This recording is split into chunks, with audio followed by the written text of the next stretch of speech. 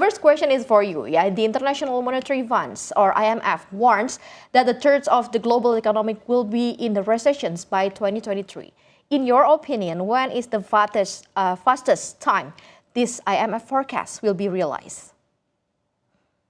Maria, it is already happening right now. We shared with our valued investors in April last year that after stagflation and QE, we will have a deep recession. And right now, 60% of the global economy is already under stagflation. So global economy will continue to stay volatile. Many advanced economies like Europe, UK, Japan, and US will be in deep recession for the next 2 to 3 years. Global economy won't be able to recover for the next 2 to 3 years. We can only expect recovery by 2026. So I think this is happening right now, and it will be a long haul. Many economies will have L-shaped recession, and to come out of L-shaped recession, it's quite an uphill task. Do you see that the conditions of recessions will be longer, not only in 2023, maybe until 2024, Shan? Absolutely, Maria. You have pointed a very relevant question. I think if you look at post-COVID era, many advanced economies, they made some policy error. And when you make policy error, obviously it has got a cost. And who bears the cost? Ultimately, the consumers. Right now, if you pick up the latest issue of Economist magazine, more than 70% of European economies will have negative GDP growth. UK will have a negative GDP growth. Only US will have a growth of 0.5%. And the way the monetary policy has been stressed, it has not been working for these advanced economies. So once monetary policy has been stretched and the policy levers are not making impact, obviously the economy suffers. So in my opinion, the growth pivot has moved towards Asia. And at Jum'at IQI, we have already shared with our valued investors, for the next 3 to 4 years, 3 regions will be moving. It will be ASEAN, GCC, Gulf, and Africa. And many advanced economies will have tough time. So I wouldn't be surprised that these economies will have deep recession. Macroeconomic stability will remain weak. High inflation, high energy costs, structural issues will keep these economies, which will be a huge drag, and it will lead to subpar growth for these economies. Okay, these are very struggles conditions. Moving on to Pak Willem ya, Pak Willem tadi Shan juga bilang bahwa ini keadaannya udah kejadian sebenarnya, udah resesi dan bahkan dia mengatakan bahwa ini akan lebih panjang, bukan hanya terjadi 2023 karena tadi GDP-nya negatif, kemudian high inflations bahkan ke stagflations untuk beberapa negara gitu ya. Apakah ini juga Anda menotis hal yang sama dan kalau kita lihat apakah Indonesia kemudian masih punya privilege untuk dikatakan cukup resilience menghadapi situasi resesi global? Ya, terima kasih Maria. Jadi apa yang diungkapkan oleh IMF ya dalam reportnya tersebut ini memang menyebut dunia ya.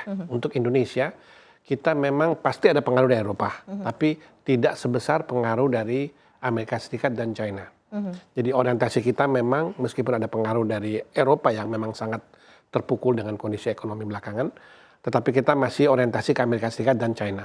Dan kondisinya sampai pada tutup tahun 2022 kemarin tidak segawat atau selonceng kematiannya yang disebutkan oleh IMF.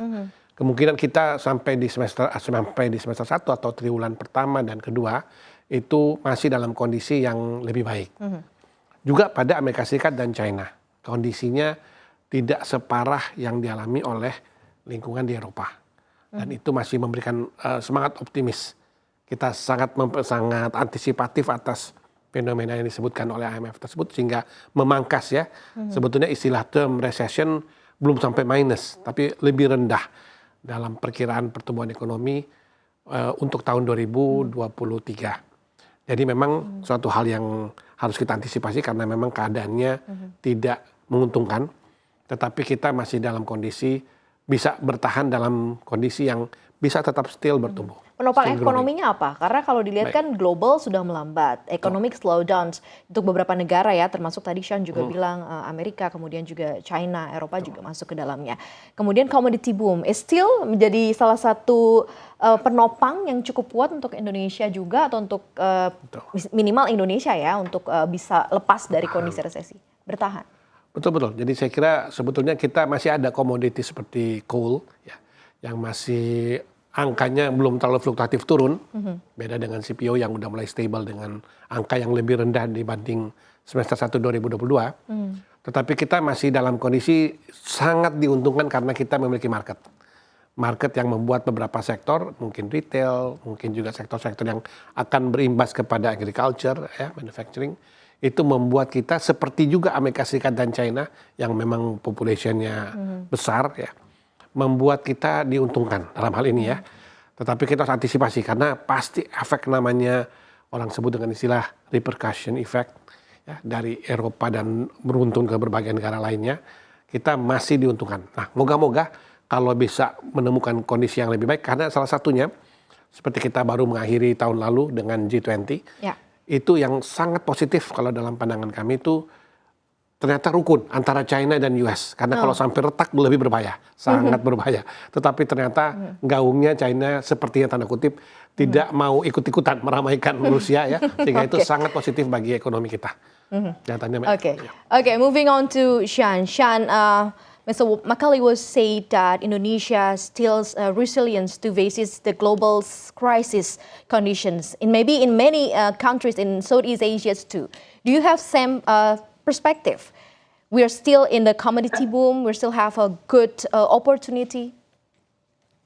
Yes, absolutely, Maria. At Jum'at IQI, we continue to stay bullish on the commodity cycle, and Indonesia has got huge advantage because Indonesia is sitting on nickel. As you know, if you pick up the latest report from McKinsey, in which it talks about EV and the future of energy, it talks about electric vehicle growth by 2030. Compounded annual growth will touch 22%, and the market size will touch $1.1 trillion. And as you know, in EV, you have lithium, cobalt, and nickel that is used. So Indonesia has got a strategic advantage of that nickel deposit.